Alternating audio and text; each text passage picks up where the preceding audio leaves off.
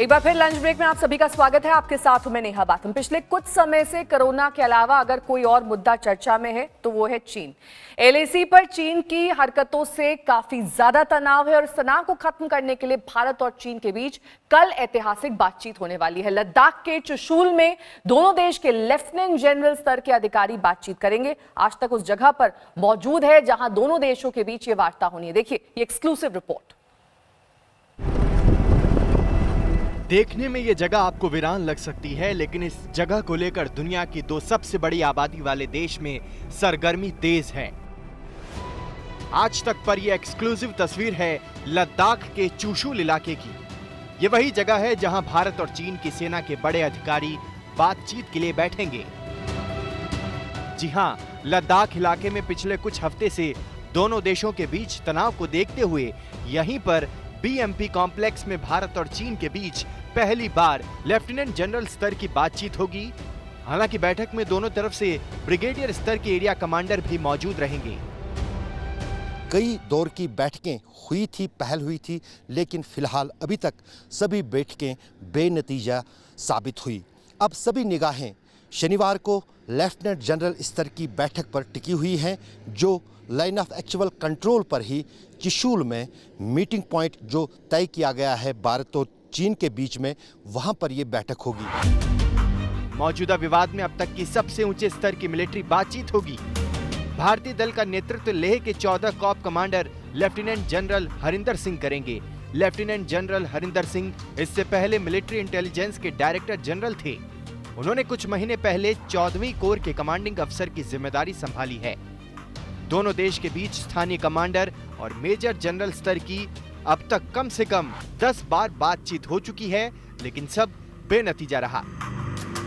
ये दोनों देशों के बीच में एक सहमति बनी थी 1962 के जंग के बाद कि यदि कोई भी सीमा विवाद होता है तो उसको सीमा पर ही जो है सुलझाने की कोशिश होगी, जिस पर चीनी सेना के प्रतिनिधि और भारतीय सेना के प्रतिनिधि मिलेंगे। 1962 के बाद ही चुशूल एक जगह है जहां पर 1962 के जंग में भारतीय सेना को उतारा गया था जहाज़ों से। वहीं पर इस मीटिंग पॉइंट को बनाया गया है और तब से अब तक लगातार यहां पर अलग अलग स्तरों पर सेनाओं के बीच, दोनों देशों की सेनाओं के बीच बैठकें होती हैं। सूत्रों के मुताबिक भारतीय पक्ष इस बातचीत में पैंगोंग त्सो, गालवन वैली और डेमचोक में तनाव कम करने का ठोस प्रस्ताव रख सकता है। पूर्वी लद्दाख के ये वो 3 अहम इलाके हैं जहां करीब 1 महीने से दोनों देशों के बीच तनाव बना हुआ है। हालांकि ये साफ नहीं है कि भारतीय सेना का प्रस्ताव क्या होगा, लेकिन सूत्रों के मुताबिक चीन की घुसपैठ को लेकर उसका रुख बेहद सख्त रहने वाला है। भारत संकेत दे चुका है कि चीनी सेना अपनी पुरानी स्थिति में लौट जाए। इंडियन आर्मी का जो जितना भी सोल्जर है वो ऐसा एक यूनिफॉर्म पहनने के बाद ऐसा एक क्षमता रखता है कि एक इंच भी जो अगर अपने धरती माँ के ऊपर जो अगर आंख उठा के भी देता है तो उसको भी आगे धकेलने की क्षमता रखता है। लेफ्टिनेंट जनरल की बातचीत अहम शुरुआत है। भारत पहले ही साफ कर चुका है, चाहे जैसे भी हो, बातचीत से समस्या का हल निकलना चाहिए। भारत की भी यही कोशिश है कि तनाव किसी भी सूरत में न बढ़े, बल्कि मिलिट्री लेवल पर यदि बातचीत करनी है तो मिलिट्री लेवल पर बातचीत करके, डिप्लोमेटिक लेवल पर बातचीत करनी है तो डिप्लोमेटिक लेवल पर बातचीत करके उस मामले को सुलझाया जाना चाहिए। और इस समय मैं जानकारी देना चाहता हूं कि मिलिट्री लेवल पर और डिप्लोमेटिक लेवल पर इस समय चाइना के साथ बातचीत चल रही है। इस बेहद अहम बैठक से पहले सुरक्षा एजेंसियों ने सरकार को पूर्वी लद्दाख में चीन की हरकतों पर विस्तृत रिपोर्ट सौंपी है। सरकार के सूत्रों के मुताबिक इस रिपोर्ट में बताया गया है कि लद्दाख में चीन ने सैनिकों की तैनाती बढ़ाने के साथ ही सैन्य साजो सामान भी बढ़ाया है। हालांकि राजनयिक स्तर पर भी कोशिश की जा रही है। चीन ने भी इस बात के संकेत दिए हैं कि इस भारत और चीन के बीच में जो इस वक्त सैन्य विवाद चल रहा है उसको लेकर किसी की मध्यस्थता की जरूरत नहीं है। दोनों आपस में इस मसले को सुलझा सकते हैं। ऐसे में उम्मीद की जा रही है कि 6 जून को होने वाली बातचीत में अब तक जो पिछले 1 महीने से पूर्वी लद्दाख के अलग अलग इलाकों में सैन्य जमावड़ा है दोनों तरफ का, वो खत्म हो पाएगा। बातचीत के लिए लद्दाख स्थित चुशूल के बीएमपी कॉम्प्लेक्स में भारतीय सेना के नुमाइंदे हेलीकॉप्टर से पहुंचेंगे, जबकि चीनी सेना के कमांडर गाड़ी से इस पॉइंट तक पहुंचेंगे। बातचीत की मेजबानी का पूरा जिम्मा भारत संभालेगा। इस मीटिंग को लेकर काफ़ी तैयारियां की गई हैं, पिछले कई दिनों से और चल रही हैं। ख़ास तौर से इस मीटिंग का पूरा जो मैनेजमेंट कहें या फिर जो भी कुछ उसका जो पूरा संचालन है वो कहीं ना कहीं भारतीय सेना के हाथ में ही है, क्योंकि ये मीटिंग पॉइंट, ये जो बिल्डिंग है जिसमें ये बैठक होनी है, उसकी देखरेख भारतीय सेना के पास ही है। उम्मीद है कल की बातचीत दोनों देश के बीच अब तक के तनावों को खत्म कर दें। इंतजार कीजिए कल का। आज तक की टीम चुशूल में मौजूद है, भारत चीन बातचीत की हर अहम खबर आप तक पहुंचाने के लिए। हर्षिल से मंजीत नेगी के साथ अशरफ वानी, चुशूल, लद्दाख, आज तक। तो भारत और चीन के बीच तनाव कोई नई बात नहीं है, तनाव बहुत पुराना है। लेकिन पिछले 5 मई को तनाव में अचानक इजाफा हुआ जब लद्दाख में चीनी सेना के जवान भारतीय जवानों से धक्का मुक्की पर उतर आए। इसके बाद सिक्किम से सटी सीमा पर भी यही हरकत दोहराई गई। कहा यही जा रहा है कि 2017 के डोकलाम विवाद के बाद भारत और चीन सबसे ज्यादा गहरे तनाव से इस बीच गुजर रहा है। ये तस्वीरें बता रही हैं कि लद्दाख में भारत और चीन के बीच जो हो रहा है उसे कोई हल्के में नहीं ले सकता। ये बोफोर्स तोपें लद्दाख में चीनी बॉर्डर की तरफ जा रही हैं। ये तस्वीरें इस बात की तस्दीक हैं कि बॉर्डर पर माहौल गर्म हो रहा है।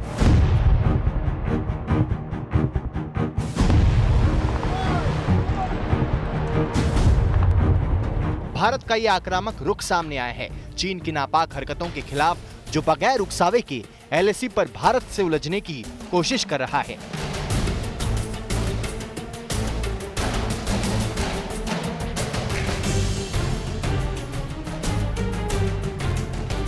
सैटेलाइट तस्वीरें लगातार चीनी साजिशों की पोल खोल रही हैं।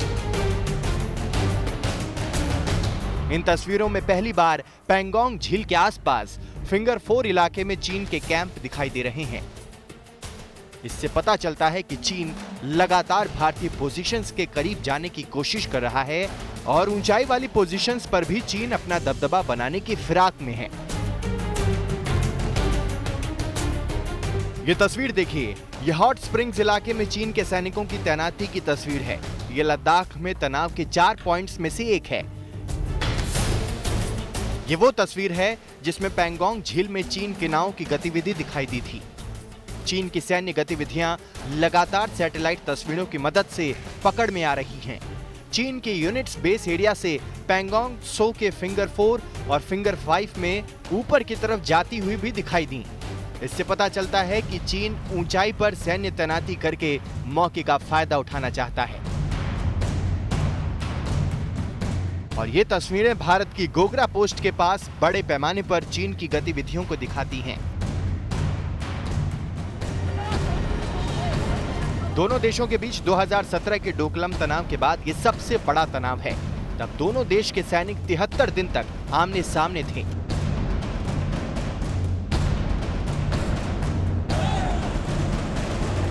हालात बिगड़ने की शुरुआत 5 मई की शाम को हुई थी, जब लद्दाख में चीन के सैनिक भारतीय सैनिकों के साथ धक्का मुक्की और हाथापाई पर उतर आए थे। उस वक्त किसी तरह मामला तो सुलझा लिया गया, लेकिन तनाव खत्म नहीं हुआ। इसके बाद ही 9 मई को सिक्किम के पैंगोंग त्सो में तनातनी हुई।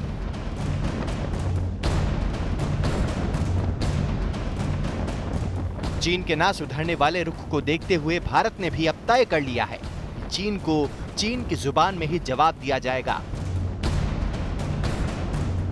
नियंत्रण रेखा के करीब सर्दियों में सड़क पुल बनाने का जो काम बंद हो गया था, उसे भारत ने तेजी से बढ़ाना शुरू कर दिया है। ये चीन की आंखों में खटक रहा है।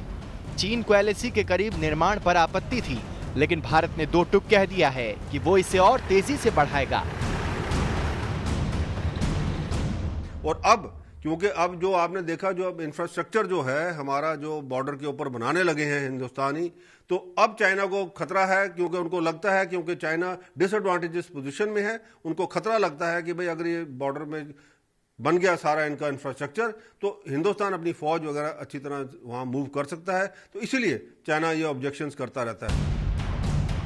भारत के तेवर को देखते हुए चीन के होश भी ठिकाने आ गए। गालवन वैली में चीन की सेना को 2 किलोमीटर पीछे हटना पड़ा, लेकिन ये फिलहाल मामूली स्तर पर है। अब सबकी आंखें शनिवार की बैठक पर टिक गई हैं। लद्दाख से अशरफ वानी के साथ आज तक ब्यूरो। तो लगातार सीमा पर यह तनाव जारी है। भारत और चीन के हालिया तनाव को देखते हुए और आसान तरीके से हम आपको इसको समझा देते हैं। हमारे वरिष्ठ सहयोगी राहुल कंवल ने दरअसल समझाने की कोशिश की है किस तरीके से इस वक्त घुसपैठ है चीनी आर्मी की एलएसी पर। आप भी देखिए और अच्छी तरह से पूरे मामले को समझ लीजिए। ये असल में लाइन ऑफ एक्चुअल कंट्रोल जो भारत और चीन की सीमा है वहां पर स्थिति क्या है, आइए अगले कुछ मिनट में हम अपने दर्शकों को ये समझाते हैं। ये जो पीली लाइन है ये है नियंत्रण रेखा, लाइन ऑफ कंट्रोल। ये इस तरफ पर भारत है, उस तरफ पर पाकिस्तान। ये है पाकिस्तान अधिकृत कश्मीर, ये है जम्मू का इलाका, ये है कश्मीर घाटी का इलाका और यहाँ पर है लद्दाख का इलाका। ये जो डॉटेड काली लाइन आप देख रहे हैं ये है लाइन ऑफ एक्चुअल कंट्रोल, यानी कि भारत की सेना इस तरफ है और चीन की सेना उस तरफ है। यह है अक्साई चीन, जो कि वैसे तो भारत का इलाका है लेकिन इस वक्त चीन ने यहाँ पर कब्जा किया हुआ है और इसके बीचों बीच है ये पेंगोंग त्सो लेक। इसको मैं आपको थोड़ा तफसील से समझाता हूँ। ये भारत की सबसे बड़ी झील है, कुल मिला के 134 किलोमीटर इसकी लंबाई है, जहाँ पर इसकी चौड़ाई का सवाल है 5 किलोमीटर चौड़ी ये झील है।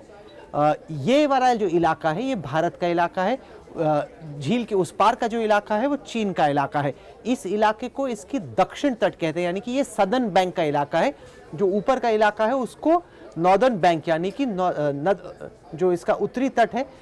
और यहाँ पर इस झील के लगभग बीचों बीच है फिंगर 4, जिसको लेकर पूरा फसाद इस वक्त चल रहा है। असल में मामला क्या है आइए मैं अब आपको अगले नक्शे में दिखाता हूँ। ये बहुत अहम नक्शा है और अगर आप 2 मिनट मुझे देंगे आपको समझ में आएगा कि असल में चल क्या रहा है।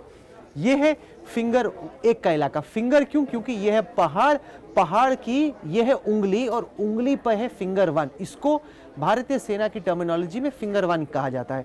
यह है फिंगर 2, यह है फिंगर 3, यह है फिंगर 4। अब जो नीली ये लकीर आपको दिख रही है ये इलाका भारत के कब्जे में है और ये एक सड़क है जो कि भारत ने बनाई हुई है और यहाँ पे हमारी सेना गश्त करती है, हमारी जो गाड़ियाँ हैं वो चला करती हैं।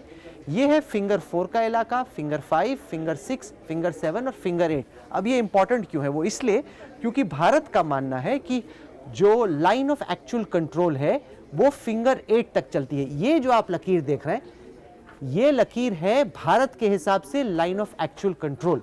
ये पूरा फसाद असल में है क्यों?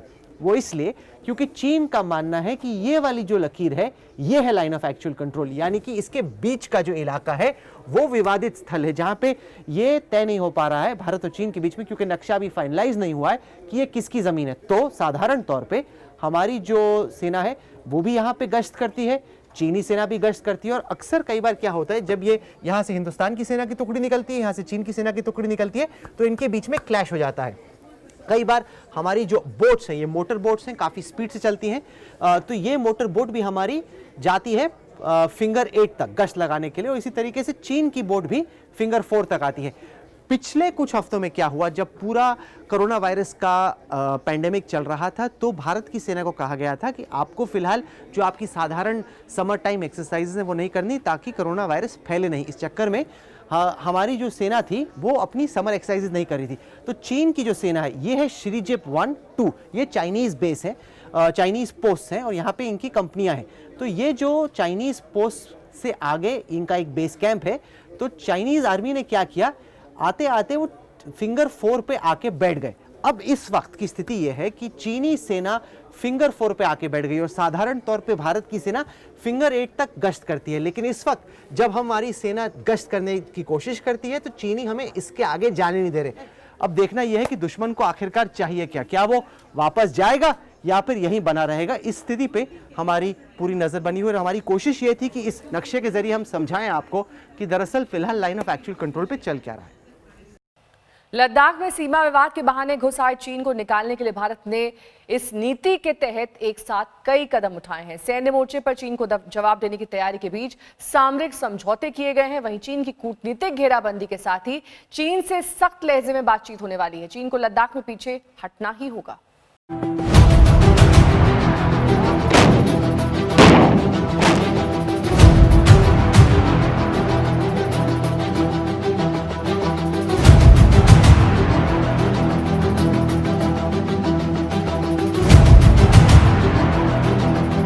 इंडो पैसिफिक क्षेत्र और विश्व के लिए भी आवश्यक है।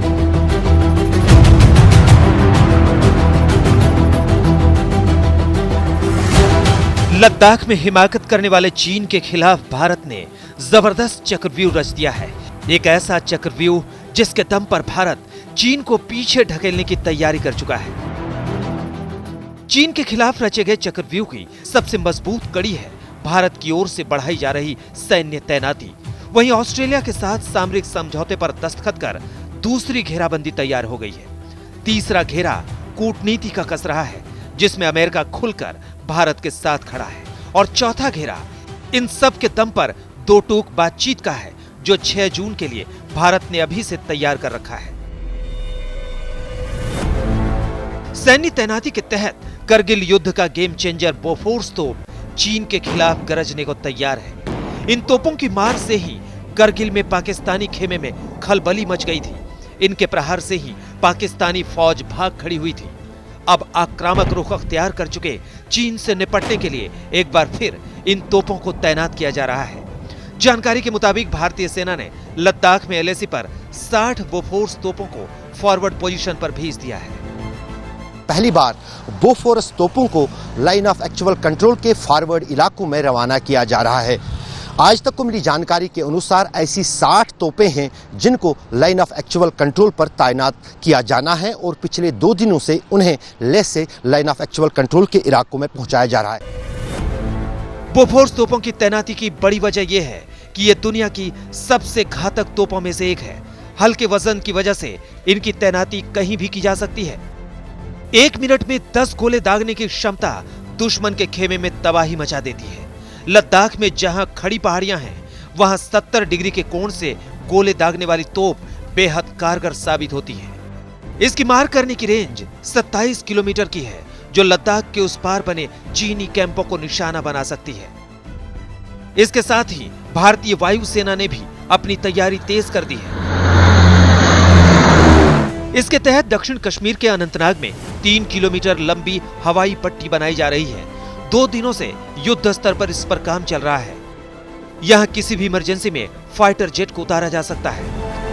इसके साथ ही नियंत्रण रेखा के करीब सर्दियों में सड़क पुल बनाने का जो काम बंद हो गया था, उसे भारत ने तेजी से बढ़ाना शुरू कर दिया है। चीन को एलएसी के करीब निर्माण पर आपत्ति थी, लेकिन भारत ने दो टूक कह दिया है कि वो इसे और तेजी से बढ़ाएगा। हमारा जो बॉर्डर के ऊपर बनाने लगे हैं हिंदुस्तानी, तो अब चाइना को खतरा है, क्योंकि उनको लगता है, क्योंकि चाइना डिसएडवांटेजेस पोजीशन में है, उनको खतरा लगता है कि भाई अगर ये बॉर्डर में बन गया सारा इनका इंफ्रास्ट्रक्चर, तो हिंदुस्तान अपनी फौज वगैरह अच्छी तरह वहां मूव कर सकता है। तो इसीलिए चाइना ये ऑब्जेक्शंस करता रहता है। भारत के कड़े कदम के बाद चीन गलवा घाटी में पीछे हटने पर मजबूर हुआ है। हालांकि पेंगोंग झील के इलाके में भारत चीन आमने सामने है, लेकिन भारत ने ठान लिया है कि वो चीन को पीछे ढकेल कर ही मानेगा। भारत ने चीन को इस बात साफ कह दिया है कि हम अपनी भूमि का एक भी हिस्सा, 1 इंच हिस्सा भी नहीं छोड़ेंगे। इसलिए चीन को वापस जो एलएसी है उसके पार जाना पड़ेगा और उसकी पहली पोजीशंस के पास उसको जाना पड़ेगा। चीन को यह बात माननी पड़ेगी। सैन्य तैयारी बढ़ाने के साथ ही भारत ने बातचीत का रास्ता खुला रखा है। 6 जून को भारत चीन के बीच लेफ्टिनेंट स्तर की बातचीत होने वाली है। भारत दो टूक कहने वाला है कि चीन को 2 मई से पहले की स्थिति में लौटना होगा। इसके सिवाय इस तनातनी को कम करने का कोई रास्ता नहीं है। शुजा उल हक के साथ अशरफ वानी, श्रीनगर, आज तक।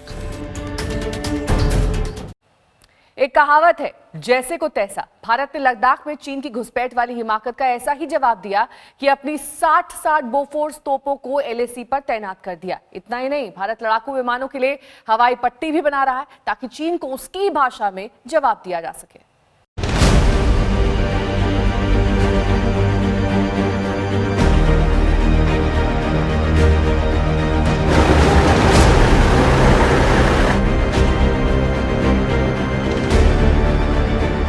एक महीने तक अपनी ताकत के गुरूर में रहने वाले चीन को समझ में आ गया कि भारत की सामरिक चक्रव्यूह में वो घिर गया है, जिससे निकलने का रास्ता यही है कि कदम पीछे खींच ले। लद्दाख में लाइन ऑफ एक्चुअल कंट्रोल के पास सेना का जमावड़ा देख चीन को समझ में आ गया है कि बात बढ़ाने से फायदा नहीं है, इसलिए वो सुलह की बात करने लगा। लेकिन चीन की चाल को भारत बखूबी जानता है, इसलिए एलएसी पर बोफोर्स तोप की तैनाती कर दी।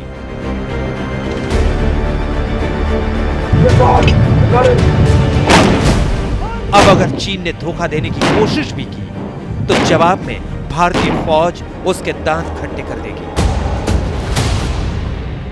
2 मई से लाइन ऑफ एक्चुअल कंट्रोल पर चीन की तरफ से घुसपैठ के बाद अब भारतीय सेना ने भी कड़े उपाय और कदम उठाए हैं। जहां एक तरफ चीनी सेना के साथ साथ भारतीय सेना ने भी अपने सैनिकों की तादाद लाइन ऑफ एक्चुअल कंट्रोल पर बढ़ा दी है, उसके साथ साथ अब पहली बार बोफोर्स तोपों को लाइन ऑफ एक्चुअल कंट्रोल के फॉरवर्ड इलाकों में रवाना किया जा रहा है। आज तक को मिली जानकारी के अनुसार ऐसी 60 तोपें हैं जिनको लाइन ऑफ एक्चुअल कंट्रोल पर तैनात किया जाना है और पिछले 2 दिनों से उन्हें लेह से लाइन ऑफ एक्चुअल कंट्रोल के इलाकों में पहुंचाया जा रहा है।